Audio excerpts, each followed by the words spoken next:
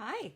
So you're going to be taking a drive from Portland, Oregon to Cannon Beach. I'll tell you a little bit about the geology along the way. I have some notes here.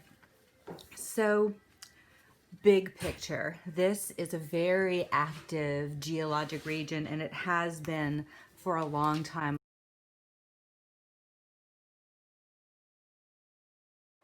These neat images from dinosaurpictures.org show over 240 million years the location of Cannon Beach over time, and you'll see that it always sits at that boundary between the continental crust and the oceanic crust, and where they come together as a convergent plate boundary. The surface of the Earth is broken into large tectonic plates, and they move around with each other, and they mash together, or they pull apart, or they slide past one another. It is a convergent plate margin, and that action alone yields a lot of resultant activity: volcanoes, earthquakes, floods, both lava and aqua. Most of the area of Portland is an anticline, and then there's also a syncline. So the anticline is the Portland West Hills, and the syncline is the rest of the basin before it goes into the Cascade Portland West Hills, and then the down of the rest of the valley, kind of the east side of Portland. You do have some isolated examples of volcanics. You have about 60 discrete volcanic features in the Portland Basin, which is kind of unusual because usually in that sort of geologic setting, most of the volcanics happen in the bona fide volcanic range, which in this case is the Cascade. There was some eruptive centers even within that Fork Basin Valley, which is kind of interesting. You also have a lot of flood deposits. You've got lava flood deposits known as the Columbia River Basalt Complex. You've also got glacial Missoula flood deposits. Happened at the end of the last ice age around 13,000 years ago. And also contemporary river deposits from the Willamette and the Columbia.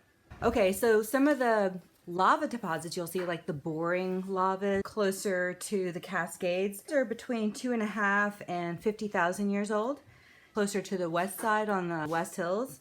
And a lot of those are the Grand Ronde basalts, which are 16 million years old. So as you're driving down Highway 26, right before you get into the tunnel, there's actually a fault that you cross over. That fault is responsible for the relative uplift of the Tualatin Mountains. That fault is actually moving the Tualatin Mountains a little bit upward and quite a bit northward. So you're going to cross over a fault right before you get to the tunnel. You're going to get into the tunnel. You'll see some basalt exposures. And then once it smooths out, flood basalts, then after that, over time, you've got some river deposits that did the same thing. So you've got the lava flow and you've got the water flow. So you're going to be getting into the Coast Range. Right when you start getting into the rise of the Coast Range, there is some outcrops of some more of that basalt, some of that Columbia River basalt. And I should mention that the Columbia River basalt in state, they're highly fluid, so they can flow for a really long distance. This material is believed to be sourced from some fissures that opened up closer to the Idaho border. And so they flowed really, really far. It's like some of the longest lava flows on our planet. They would form lava tubes, so they would crust over and create an insulating conduit to get the material all the way out as far as the ocean, which is the only thing that stopped it.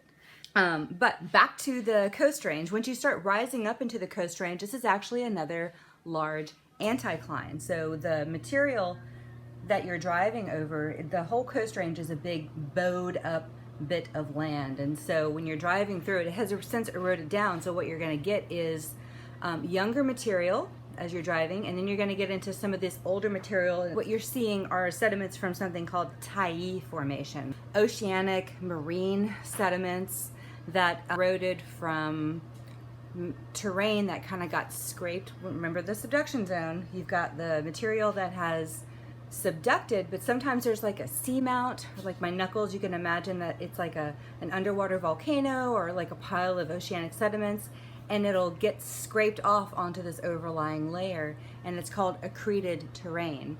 And that's what most of Oregon is built on top of, is accreted terrain, because the original west coast of this continent was more on the western border of Idaho, and all that stuff has been accreted all the way out to the contemporary coast today. The Tyee Formation was all the sediments that got deposited over that, and that's actually what you're going to see. And again, those things are about 45 million years old, and those were Foreark Basin deposits. Foreark Basin is the dip down that happens in the crust when the subduction zone kind of warps it a little bit. So all those things got piled up. Sometimes those sediments are like thousands of feet thick, so it's a lot of oceanic deposits and river sediments and stuff like that. Get through the Coast Range, and then you get to all these beautiful headlands. They are sourced from a complex of fissures that were way far east. The ancestral Columbia River would flow all the way out to the ocean. Those flood basalts would follow the erosive trough that the river had carved out all the way out to the coast. So a lot of the headlands mark where ancestral Columbia River used to flow in that lava tube, and it would bring it all the way out there, and then the pressure of the lava from behind it would force it into these huge kind of deltas and complexes of pillow basalt and eruptive materials. And sometimes it would intrude into pre-existing sands and sediments that were already just kind of forming at the coast. So sometimes you'll see bended layers. It's Astoria Formation. It's some sedimentary layers, and that intruding lava encountered it and folded it and deformed it. Haystack rock, I think it's the wampum lava, wampum basalt group.